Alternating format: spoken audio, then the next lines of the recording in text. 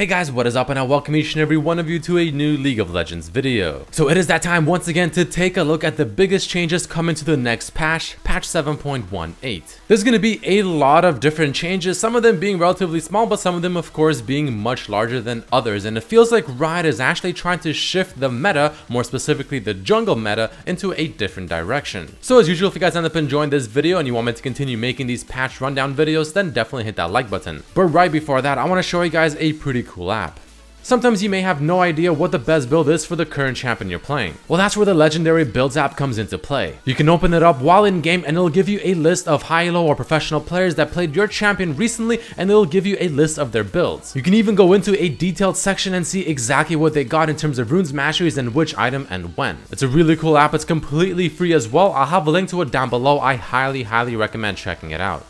Alright, so jumping into the biggest changes, the first thing I'm going to talk about is going to be Aatrox. Now, I talked about Aatrox in my previous video when I took an early look into this coming patch, and Aatrox had a few buffs over there, but some of them have actually been reverted. The only one that remained is in fact his Q ability, where he now becomes unstoppable during Q once he starts his dive, but he can still be interrupted on his way up, which just kind of makes his Q ability a bit more reliable, and of course, being able to actually hit your target is that much easier, and in terms of counterplay, you have to be much more reactive and even maybe predictive in order to legitimately stop his Q if you're facing Aatrox. Overall, it seems like to be a somewhat decent buff, but it's probably not enough to bring him back into the meta, and at the end of the day, we're all just waiting for the Aatrox rework. Following this, we have a Nazir buff, which I also talked about earlier, but I'll go over once again for the sake of the video. His ultimate received a buff, where by level 3, you'll actually get a bonus of 150 base damage added to his ultimates. Now, even though, again, this does sound like it's a good thing, I talked about it earlier, it's not as good as it sounds, because by the time you actually get that extra 150 base damage on his ultimate by rank 3, which is level 16,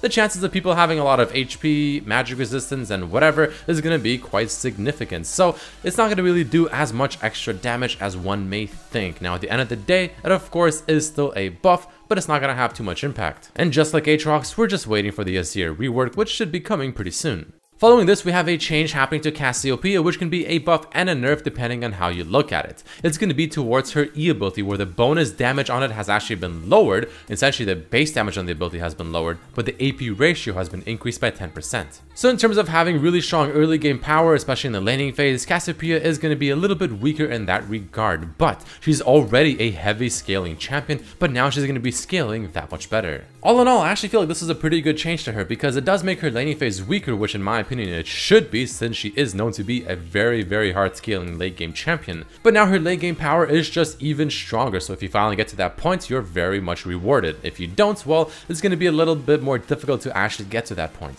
Following this, we have a nerf happening to Elise, a jungler that I'm kind of surprised is actually receiving a nerf, because she doesn't really seem to be super into the meta at the moment. I mean, she's just barely under 50% win rate, so she's definitely not one of the top 5 or whatever junglers, so her receiving a nerf to her Repel, which is going to give you less CD reduction as you level it up. So for example, currently, by rank 5, her E ability in Spatter form is at a 14-second base cooldown, now instead it'll be at 18. Now, as far as I know, people max her E ability last, so in terms of actually feeling this nerf, it's not going to really happen or affect you up until the later parts of the game, once you finally start putting points into it.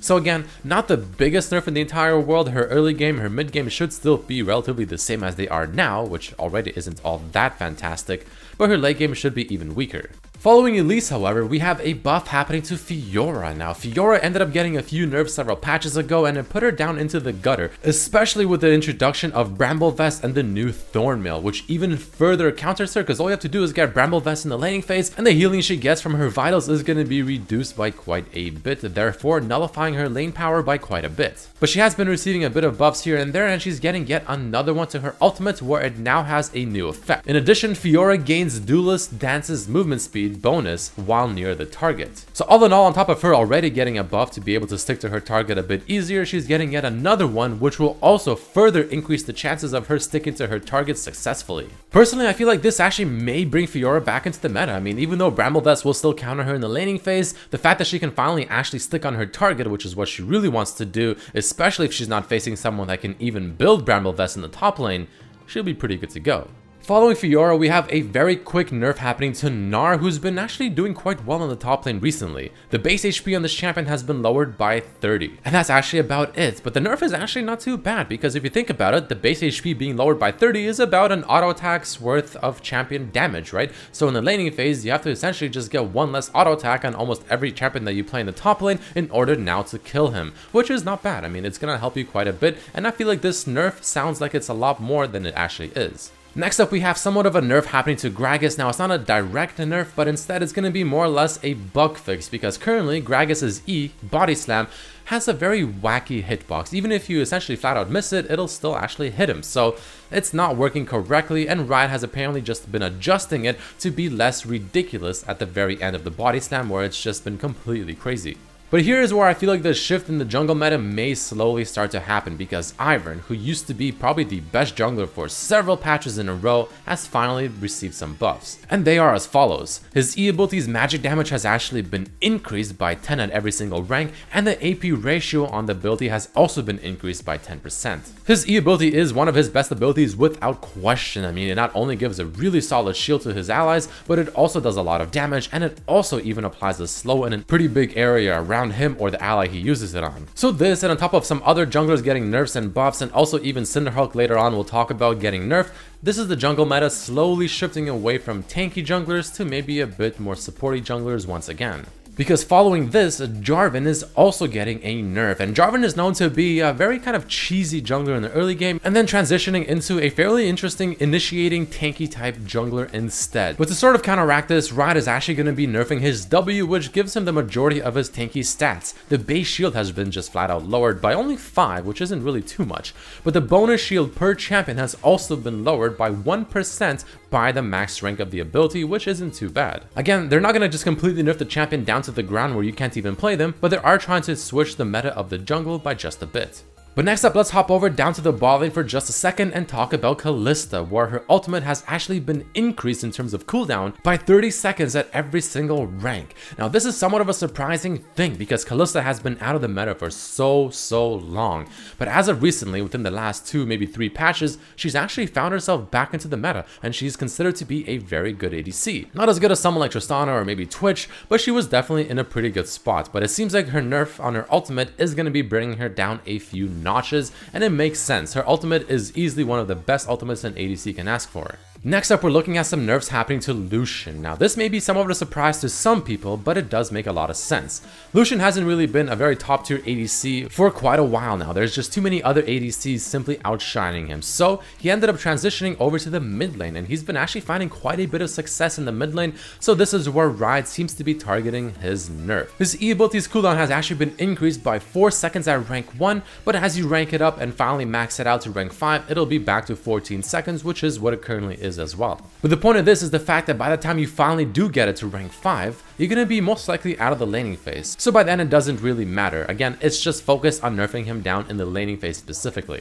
Following this, we have some changes happening to Nautilus Buffs more specifically, and a new effect, just like Fiora, on his Q ability. So the first buff to his Q is the fact that its mana has been lowered to 60 at every single rank, rather than being from 60 at rank 1 all the way up to a staggering 100 by rank 5. But to make things even better for his Q, if his Q ability hits terrain, so you're trying to maybe catch someone, you're maybe trying to escape, or you maybe miss your Q and it hit the wall instead, you actually refund 50% of your mana. So not only can you just spam his Q much more frequently, and you don't have to worry about being kind of just from using his Q, and you can use that mana pool to your W or to your E much more kind of reliably, especially in the laning phase, but now you'll also get your mana back if you happen to maybe miss your Q ability and hit the wall, or if you're using it for mobility or whatever. So a pretty nice buff to Nautilus. But following him, we have a buff happening to Nidalee, a champion that used to be extremely strong in the jungle, and even now is still pretty strong if you really know how to play her.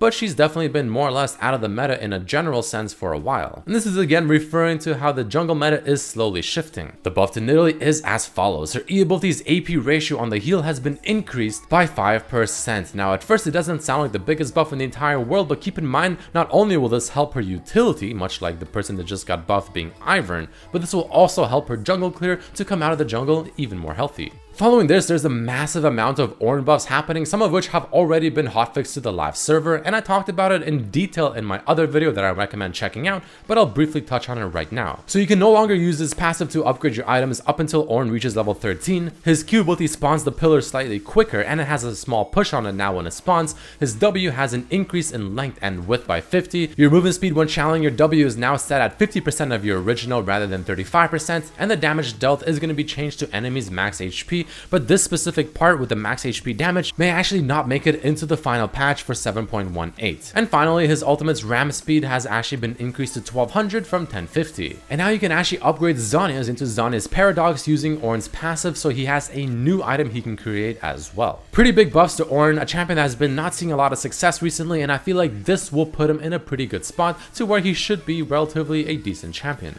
Next up, we have a buff happening to Ryze, a champion I recently made a video about talking how he's essentially the worst champion in League of Legends, but it seems like Ryze is buffing his W's AP ratio by 40%, which is quite a bit. The question still stands, will this bring Ryze back into the meta? Will he finally find his place and be considered a good champion? I'm not entirely sure, but I'm very curious to find out. Next up, Tristana ended up getting some nerfs because she's easily one of the strongest, if not the strongest ADC at the very moment, where her E ability's bonus AD on physical damage has actually been lowered as you rank it up, by rank 5 being 20% lower in damage. So this will not only just affect her overall damage to champions, but this will also affect her actual pushing power, since it won't do as much damage to towers now, since the damage on it has been lowered. Now I also want to quickly touch on the fact that Cinderhulk has also received a nerf. The nerf is as follows: the health has been lowered by 25. Not the biggest nerf in the entire world, but again, keep in mind they nerfed Jarvan. They also nerfed champions like Gragas. Surprisingly, champions like Rammus, Sejuani, or Zac haven't been touched at all,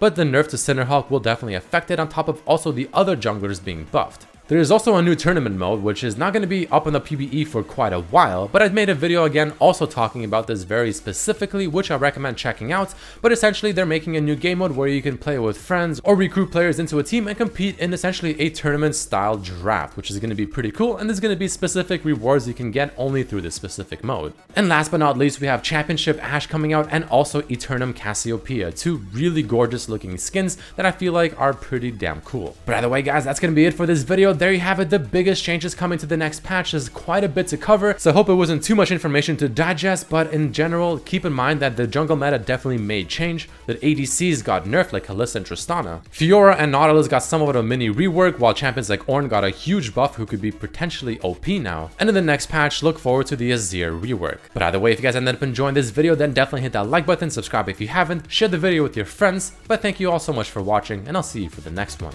Peace.